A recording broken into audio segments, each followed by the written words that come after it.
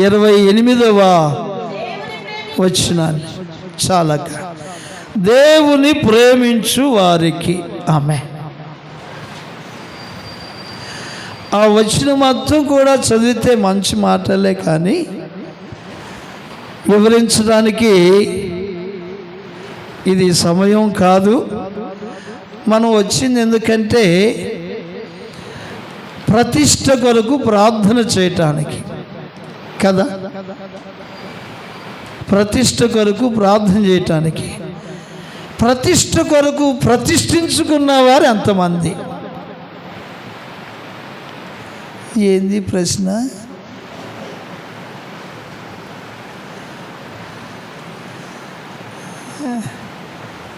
అర్థం లేని ప్రశ్న వేస్తాడేంది? ప్రతిష్ట కొరకు ప్రతిష్ఠించుకున్నవారు ఎంతమంది? ప్రతిష్ఠించుకోకపోతే ఎందుకు వచ్చావండి ఇక్కడ దాకా? అమ్మ ఎన్ని రోజులు ఏం ప్రార్థనలు ఇవి అమ్మా? అవును కదా. మీరందరూ కూడా ఉపవాసం ఉన్నారనే నేను విశ్వసిస్తున్నాను కదా. ఆమేన్. అందరు చెప్పినట్టున్నారు. హల్లెలూయా, హల్లెలూయా.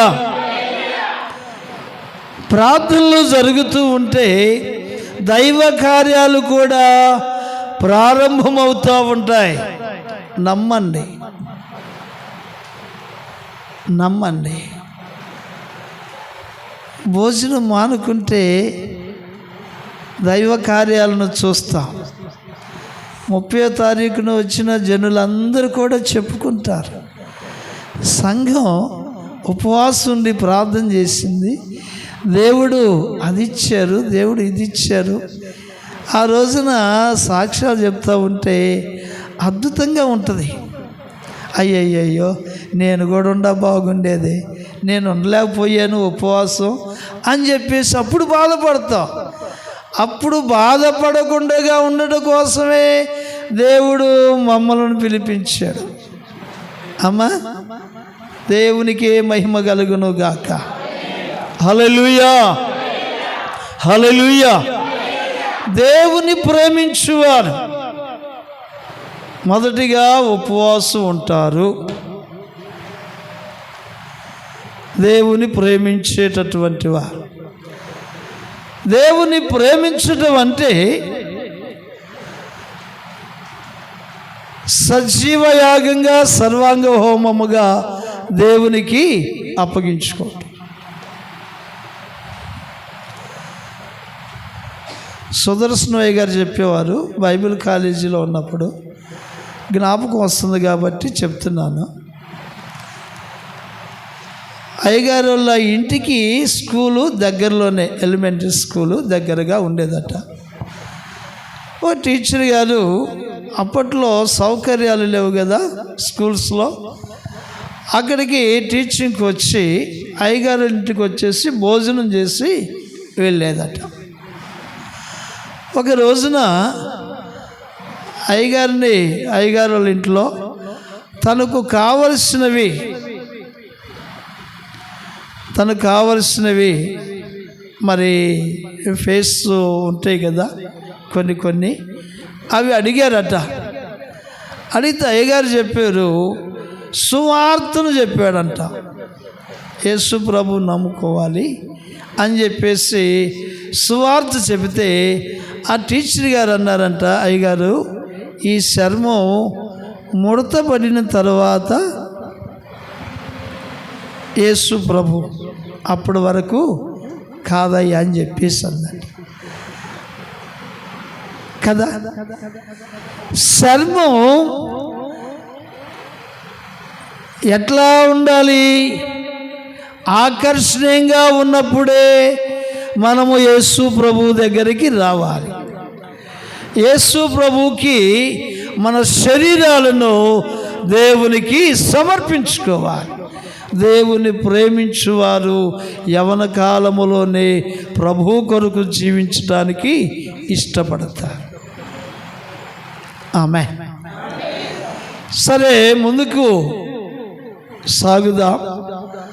పరిశుద్ధ గ్రంథములో అలాంటి వారిని మనము చూస్తే చాలామంది ఉన్నారు. కానీ సరే, మరొక వ్యక్తిని మనం చూద్దాం. రాజులు 2వ గ్రంథములో నుంచి 22వ అధ్యాయం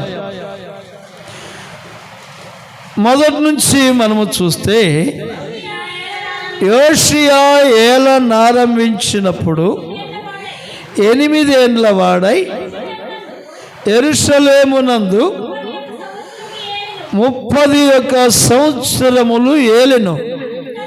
అతని తల్లి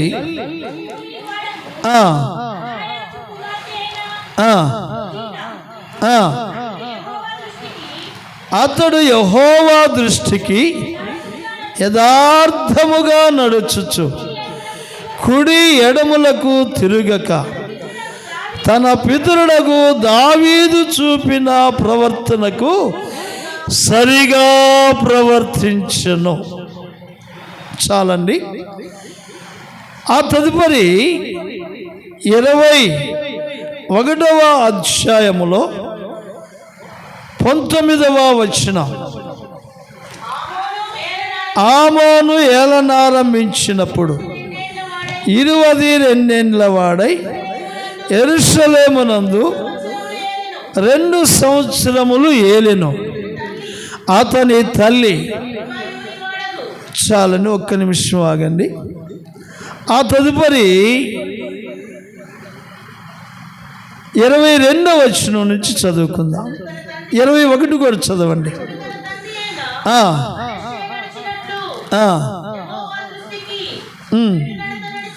చెడు నడత నడిచెను, తన పితరుడే దేవుడైన యెహోవాను విసర్జించి నడవక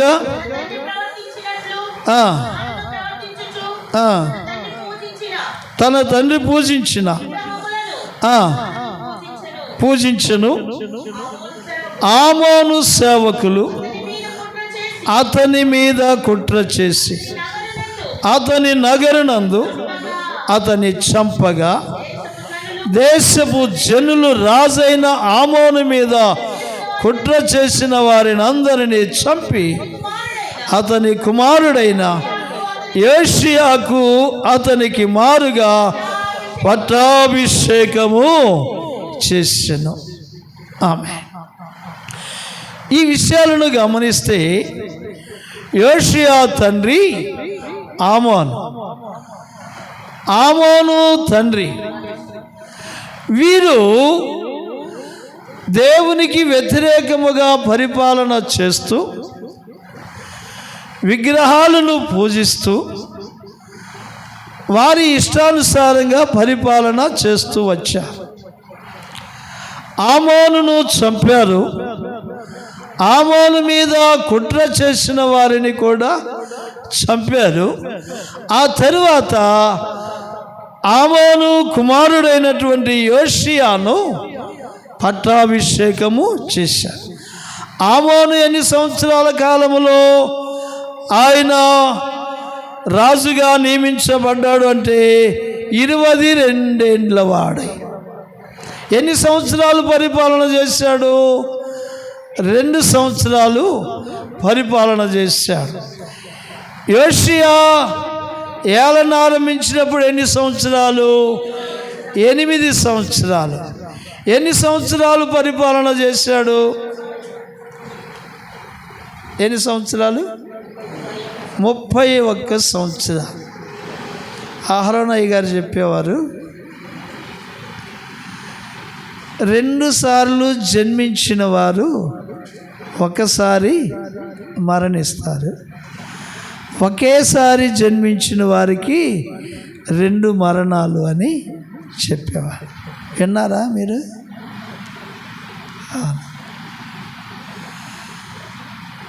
ఈయన 22 సంవత్సరాలకి రాజుగా నియమించబడితే 2 సంవత్సరాలే పరిపాలన చేశాడంట. 8 సంవత్సరాలకి రాజ పట్టాభిషేకం చేయబడితే 31 సంవత్సరాలు. అమ్మ 8 సంవత్సరాల పిల్లలు ఎక్కడ ఎవరైనా ఉన్నారా? అడుగు. ఆ వయసులోనే రాజ పట్టాభిషేకము చేశారు. జనులందరూ కూడా ఇష్టపడి బాబు అయినా పర్వాలేదు, చిన్నవాడైనా పర్వాలేదు అని చెప్పేసి ఆయనకు పట్టాభిషేకం చేశారు. అయితే వారి నాన్నను వారి తాతను మాదిరిగా తీసుకున్నాడా? మనం చూస్తే 2వ వచనం ఒకసారి చూడండి. 22వ అధ్యాయము 2వ వచనం. అతడు యెహోవా దృష్టికి యథార్థముగా నడుచుచు కుడి ఎడమలకు తిరగక తన పితరుడకు దావీదు చూపిన ప్రవర్తనకు. ఆమేన్. అవసరమైతే అది అండర్లైన్ చేసుకోండి. దేవుని ప్రేమించువారట, దేవుని ప్రేమించువారు మా నాన్న భక్తిలోనే నేను నడవాలి అని అనుకోరు.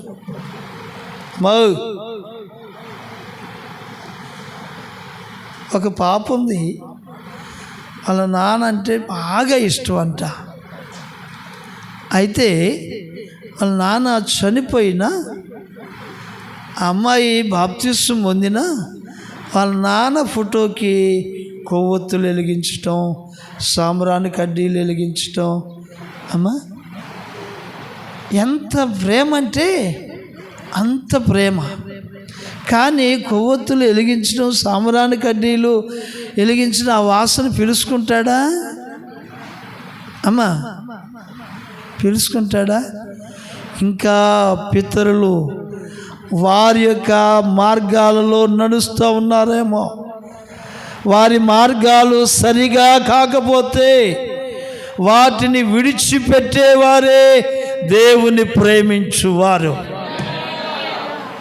దేవుని ప్రేమించువారు ఎట్లా ఉంటారంటే, దైవికముగా ఎవరైతే నడిచారో వారినే మాదిరిగా తీసుకుంటారు, వారినే మాదిరిగా తీసుకుంటారు. అమ్మగారు వాళ్ళ నాన్నగారు ఉన్నారు, వారి గురించి ఇప్పటికీ నేను చెప్తానే ఉంటాను. వారి ప్రార్థన గురించి ఇప్పటికీ చెప్తానే ఉంటాను. మరి మీరు విన్నారో లేదో కానీ వారు వృక్ష తొక్కేటటువంటి కాలంలో ఈ సంగతులు చెప్పేవారు లేకపోతే ఆ తరానికి యెహోవాను ఎరగని తరము ఒకటి ఉన్నది అన్నట్లుగా ఉంటుంది. కానిస్టేబుల్ వచ్చి కొట్టి వృక్షాన్ని ప్రక్కకి తీసుకెళ్ళాడంట. ఎక్కడైతే వృక్షం తీసుకెళ్ళాడో అక్కడే మోకరించి అక్కడే మోకరించి వృక్షమల్లి తీసుకొచ్చే వరకు కూడా మోకాల మీదే ఉన్నాడు.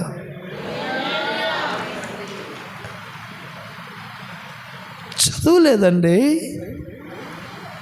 విద్య లేని పామరుడు, మోటివాడు, పిచ్చి భక్తి, గట్టి భక్తి. అమ్మా ఏం భక్తి? పిచ్చి భక్తిలో గట్టి భక్తి, పట్టుదల కలిగినటువంటి ప్రార్థన. వృక్ష తీసుకొచ్చి అక్కడికి వచ్చి ఇచ్చిందాకా అక్కడే మోకరించాడట. కనుక ఈ విషయాలు మరిచిపోకూడదు, మనం చెప్పుకుంటూ ఉండాలా. ఎవరిని మాదిరిగా తీసుకోవాలి? మన వాళ్ళకు చెప్పాలా, కొడుకులకు చెప్పాలా, వాళ్ళకి తెలియపరచాలా. ఆమేన్. ఒకసారి మా బాబుని ఎలిషాని తీసుకొని అయ్యగారి దగ్గరికి వచ్చాను. అయ్యగారి చేత కొన్ని మాటలు చెప్పించాలని తీసుకొచ్చాను. అయ్యగారు కొన్ని విషయాలు అడిగారు. ఇవి తెలుసా, మీ నాన్న చెప్పాడా? చెప్పలేదు అయ్యగారు. అవును, మనం చెప్పుకుంటూ ఉండాలి. చెప్పకపోతే వారికి తెలియదు. కనుక ఎవరిని మాదిరిగా తీసుకోవాలంటే మీ పితరులు వారు చేసినటువంటి బలహీనమైన కార్యాలు, చెడు కార్యాలు, లేకపోతే దేవునికి వ్యతిరేకమైన కార్యాలు, వ్యతిరేకమైన పూజలు, వ్యతిరేకమైనటువంటి సిద్ధాంతాలు, వ్యతిరేకమైనటువంటి మత వ్యతిరేకమైనటువంటి కార్యాలను చెప్పుట కంటే భక్తుల జీవితాలు వారికి బోధించడం, వారికి మాదిరిగా చెప్పటం శ్రేష్టమని నేను మీకు మనవి చేస్తున్నా.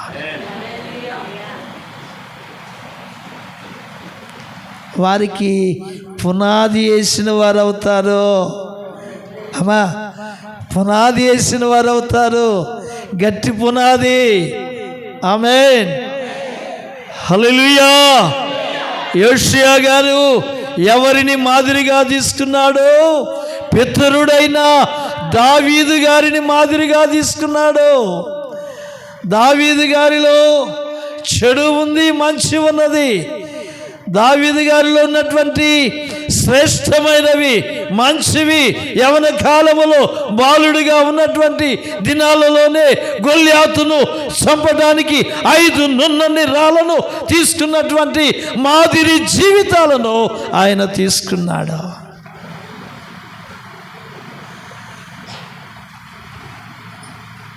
ఆయన తీసుకున్నాడు. ఆయన కార్చిన కన్నీటి ప్రార్థన విధానాన్ని ఆయన తీసుకున్నాడు. పరుపు తేలేటటువంటి విధానంలో కన్నీరు కార్చినటువంటి మాదిరి జీవితాలను తీసుకున్నాడు.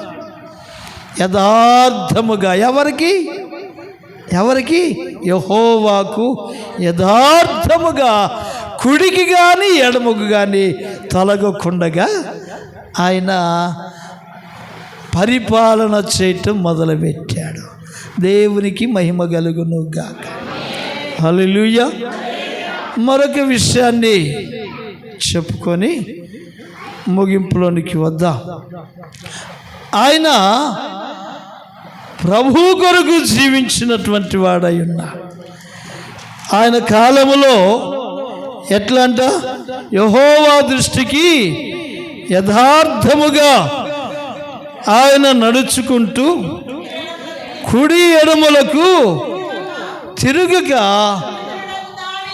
అవును, పితరులకు దావీదు ప్రవర్తనకు ఆమేన్, హల్లెలూయా.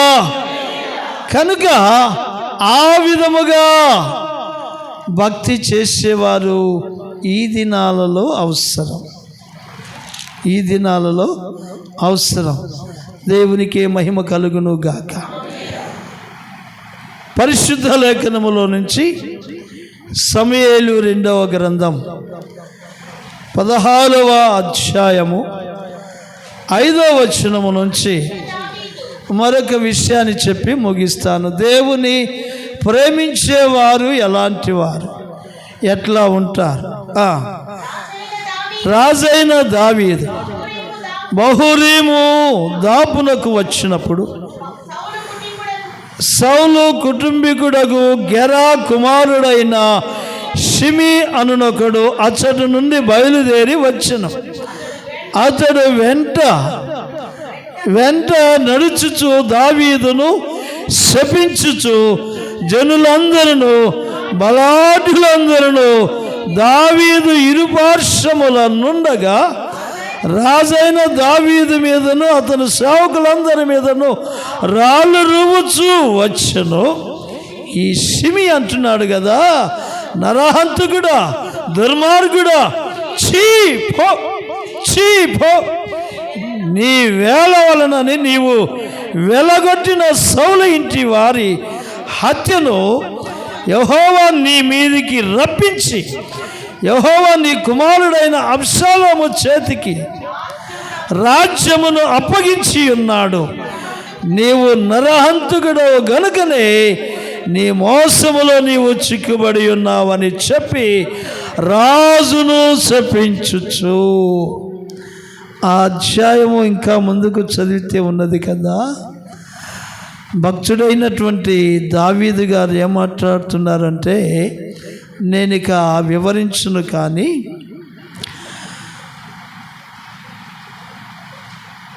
పదో వచనము నుంచి చదువుకుందాం. అందుకు రాజు, సెరూయా కుమారులారా, వానిని శపింపనీయుడి, దావీదును శపింపమని యెహోవా వానికి సెలవీయగా, నీవు ఇలాగున ఎందుకు చేయుచున్నావని ఆక్షేపణ చేయగలవాడెవడని చెప్పి ఆమె చాలండి. ఏమంటున్నాడండి ఇక్కడ? దేవుని ప్రేమించాడు గనుకనే శత్రువులను క్షమించేవాడు. దేవుని ప్రేమించేటటువంటి వాడు గనుకనే ఏమంటున్నాడు? శపింపనీయుడి. దేవుడే సెలవిచ్చాడేమో. ఒకసారి అయ్యగారు అన్నారు, బస్సులో వెళుతూ ఉండగా, సైకిల్ మీద వెళుతూ ఉండగా బస్సులో వెళ్ళేటటువంటి మనిషి అంట కాండ్రిచ్చి ఊశాడు. అది ముఖం మీద పడింది, తుడుచుకున్నాడు.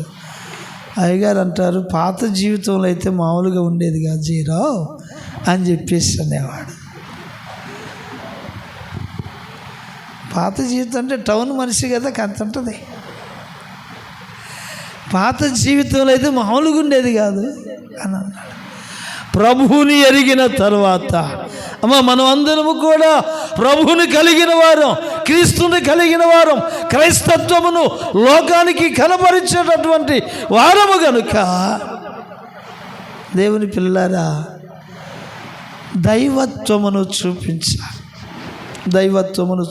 ఇంకా అయ్యగారిలో ఉన్నటువంటి మనసు ఎలాంటిదంటే, తిట్టినటువంటి వారికి డ్రింక్ ఇప్పించి రూపాయి ఖర్చు పెట్టైనా, 10 రూపాయలు ఖర్చు పెట్టైనా డ్రింక్ ఇప్పిస్తాడు. ఏదో ఒకటి ఇప్పిస్తాడు. అలాంటి మనస్తత్వం ఆమె. ఒకసారి మణిపూర్లో ఇంట్లో ఉన్న వస్తువులన్నీ వాటికి కాళ్ళు వచ్చి నడుస్తూ ఉంటాయి కదా, కాళ్ళు వచ్చి నడుస్తా అంటే ఏదన్నా ఫంక్షన్ జరిగిందనుకో, ఇంట్లో ఏదో గిన్నె లేకపోతే ఏది ఉంటే అది దాంట్లో వేసుకొని వెళ్ళిపోయేవాళ్ళు. ఇక అంతే, మళ్ళీ వచ్చేది కాదు ఆ గిన్నె, ఆ వస్తువు వచ్చేది కాదు. అమ్మగారు అన్నారు, అయ్యగారు వస్తువులన్నీ పోతున్నాయి అయ్యగారు అంటే, అయ్యగారు అన్నారు, చెవులారు విన్నాను, వాళ్ళకు కూడా రక్షణ కావాలి కనుక ఆమె. ఎవరికి అమ్మా? ఎవరికి? వాళ్ళకు వద్దా రక్షణ అంటే? అయ్యగారు మనస్తత్వం అలాంటిది. నేను ఇప్పటికీ చెప్పుకుంటా ఉంటాను, అయ్యగారి మనస్తత్వం అలాంటిది. కనుక దేవుని ప్రేమించాలి మనం. అమ్మా, దేవుని ప్రేమించాలి. మీ ఇంటిలో ఎంతవరకు ప్రేమిస్తున్నారో ఇంకా మనం చూస్తే చాలా వస్తాయి, కానీ దేవుని ప్రేమించేటటువంటి వారు.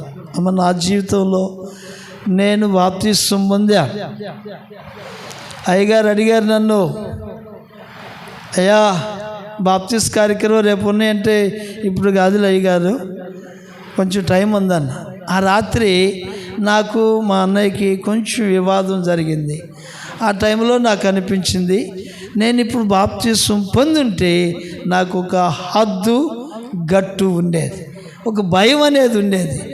అది లేదు కనుకనే భయం లేకుండా, పెద్ద చిన్న లేకుండా మాట్లాడాను అని చెప్పేసి అప్పటికప్పుడే నిర్ణయం తీసుకొని ఉదయాన్నే లేచి రావెల గ్రామంలో బాప్తిస్ట్ కార్యక్రమం అయితే అమ్మ నాన్న నిద్రపోతుంటే, అమ్మ నేను బాప్తిస్తానికి వెళ్తున్నానని చెప్పేసి అన్న. వాళ్ళు నిద్ర మత్తులో ప్రార్థనకి వెళ్తున్నాడు కావాలని చెప్పేసి అనుకున్నారు. బాప్తిస్మం పొందడానికి అనుకుంటే ఆటంకం పెట్టేవాళ్ళు. అయితే అది దైవ కార్యం కాబట్టి దేవుడు ఆ విధంగా సహాయం చేశాడు. బాప్తిస్మం బాప్తిసం పొంది వచ్చి తడి బట్టలు ఆరేస్తూ ఉంటే, అరే రే రే రే నువ్వు బాప్తిసం పొందావా, నీకు పెళ్ళి ఎవడు చేస్తాడు, పిల్లని ఎవడు ఇస్తాడు అని చెప్పేసి ఇక మందలించడం మొదలుపెట్టారు. అక్కడి నుంచి ఆదివారం ప్రార్థనకి వెళ్ళాలన్నా కానీ కష్టమే. ఎక్కడన్నా ప్రార్థనకి మొట్టమొదటిగా ఈ పరిచర్యలో బాప్తిసం పొందే అవకాశాన్ని దేవుడు నాకు ఇచ్చాడు.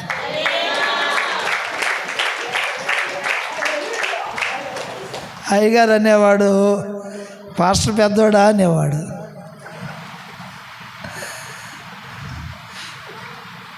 సంఘానికి మొట్టమొదటి వ్యక్తి పెద్దోని కాబట్టి పాస్టర్ పెద్దోడా అని చెప్పేసి అనేవాడు. అలాంటి యోగ్యతను దేవుడు నాకు ఇచ్చాడు. 10వ తరగతి 3 సంవత్సరాలు 6 కొట్టినటువంటి వారికి ఆ యోగ్యతను దేవుడు నాకు ఇచ్చాడు. దేవునికి మహిమ కలుగును గాక. హల్లెలూయా. కనుక ఆ విధంగా ప్రభువులో సాగుతూ ఉంటే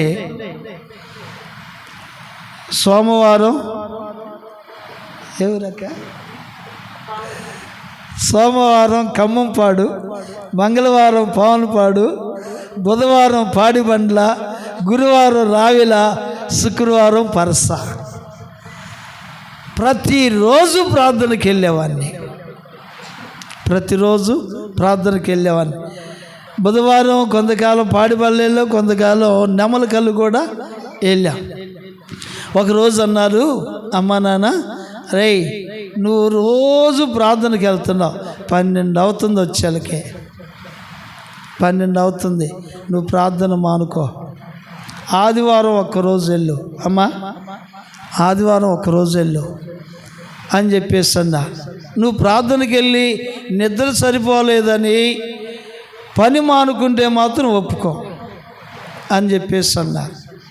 నేను ఆలోచన చేసి పనికి వెళ్తాను, ప్రార్థనకి వెళ్తాను, పని మానుకోను అని మాటిచ్చాను. అప్పటి నుంచి ఒకరోజు అమ్మా వచ్చేలకి 12:30 అయ్యింది, బాగా నిద్ర వస్తుంది, రోడ్డు మీదే పండుకుందాం అనిపించింది. దారిలోనే ఇంటికి వచ్చినాక అమ్మ ఆకలి అవుతుంది, అన్నం పెట్టమ్మా అంటే, ఎవడు బొమ్మంటే పోయావు ప్రార్థనకి, పెట్టుకొని తింటే తిను, లేకపోతే ఆంతరం పండుకో, అంతే పండుకున్నా. ఉదయాన్నే లేచినాక నీ పాలన్నీ ఎవడు తింటాడే, నువ్వే తినవు అని చెప్పేస్తాను. అవును. అప్పటి నుంచి నేను ఇంటిలో వారి రక్షణ కొరకు ఏ విధంగా నడుచుకున్నానంటే, దేవుని నమ్మినటువంటి వారు, అమ్మా ఏదో సామెత ఉంది కదా, నలిగి నమ్మంట ఏంది, మహానుభావులకి సామెతలు రావా అమ్మ బాబోయ్, నలిగి నమ్మంట తొలిగి ఉండమని దేవుడు నన్ను రక్షించుకున్నాడు. నలిగిన జీవితంలో నేనున్నాను గనుక వారు పొలం నుంచి వచ్చేలకి నేను ముందుగా వస్తే నీళ్లు కాసి అన్నం వండి వాళ్ళకి నీళ్లు తోడి నేనే పెడతా ఉండేవాడిని. అమ్మా స్నానం చేయి, నాన్న స్నానం చేయి, అన్నయ్య స్నానం చేయి అని చెప్పేసి అన్నీ సిద్ధపరుస్తూ ఉండేవాడిని. అప్పుడు అన్నారు, అమ్మా నీకు ఎక్కడో చోట ప్రార్థన ఉంటుంది అయ్యా, ప్రార్థనకి వెళ్ళు అని చెప్పేసి. ఏంటి, ప్రభువులో నేను ఆ విధంగా విరిగి నలిగినటువంటి మనసుతో ఉన్నప్పుడు. అంతేకాదు, అమ్మకు బాగానప్పుడు అయ్యా నా కోసం ప్రార్థన చేయించు, నాన్నకు బాగానప్పుడు అయ్యా నా కోసం ప్రార్థన చేయి అని చెప్పేసి అయ్యగారు వాళ్ళని తీసుకొచ్చేసి ప్రార్థన చేయించేవాడిని. మంచంలో ఉన్న మనిషి లేచి నడవటం మొదలుపెట్టాడు. కర్ర తీసుకొని చిన్నగా అయ్యగారు వాళ్ళు ఉన్న ఇంటికి వెళ్ళి ప్రార్థన చేయించుకొని వస్తా.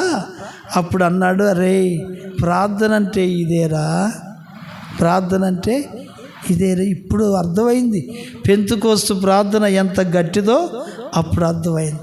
అప్పుడు బాప్తిస్తానికి సిద్ధపడ్డాడు. ఆచార ప్రార్థన విడిచిపెట్టాడు. మా నాన్నగారు కూడా ఫోటోలకి కొవ్వొత్తులు సాంబ్రాణి కడ్డీలు వెలిగించేవాడు. ఆచార ప్రార్థన మానేసి అయ్యా నేను కూడా బాప్తిస్తం పొందుతాను అని చెప్పేసి అన్నాడు. అప్పుడు సైకిల్ మీద తీసుకొని వెళ్ళి మోషయ్య గారు అప్పుడు బాప్తిస్తం ఇచ్చారు. దేవునికి మహిమ కలుగును గాక. హల్లెలూయా. కనుక దేవుని ప్రేమిస్తే కుటుంబంతో సహా దేవుడు మిమ్మల్ని రక్షించుకుంటాడు. కుటుంబాలుగా దేవుడు నడిపించుకుంటాడు. దేవుడు నా యొక్క తల్లిదండ్రులను రక్షించిన రీతిగా, అన్నలను రక్షించిన రీతిగా, అక్కలను రక్షించిన రీతిగా నిన్ను, నీ కుటుంబాన్ని కూడా దేవుడు రక్షిస్తాడు. ఈ యొక్క ప్రార్థన అనుభవంలోనికి నడిపించును గాక. అతి కృపా దేవుడు అనుగ్రహించును గాక. అతి అభిషేకము, దేవుని ప్రేమించే అభిషేకము మనందరి మీద ఉండును గాక. ప్రార్థన చేద్దాం.